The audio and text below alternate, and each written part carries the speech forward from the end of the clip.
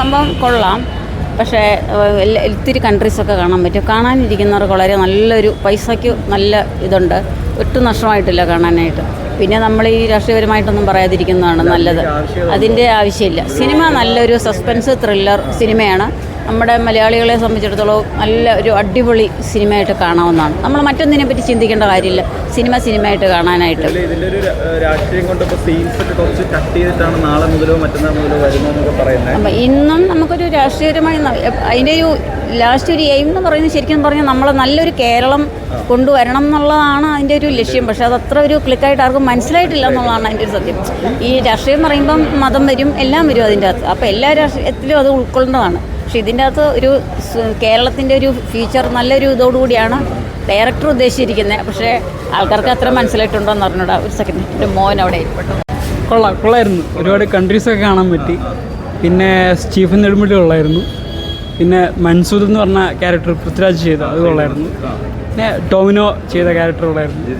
എല്ലാവരും അടിപൊളി. ഉണ്ട്, കണ്ടിരുന്നു.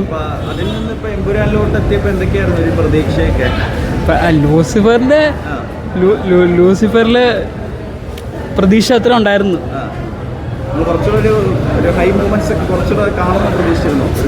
അത് പ്രതീക്ഷിച്ചിരുന്നു.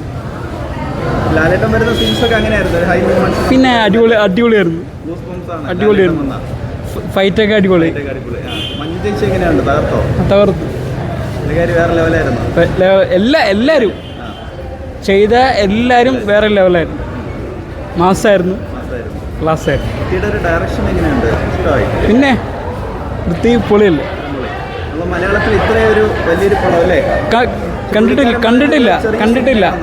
കണ്ടിട്ടില്ല. അല്ല, അത് അങ്ങനെയല്ല. വലിയ സിനിമ തന്നെയാണ്.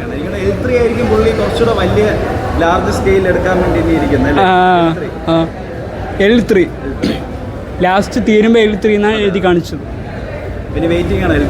പിന്നെ കട്ട വെയിറ്റിംഗ്.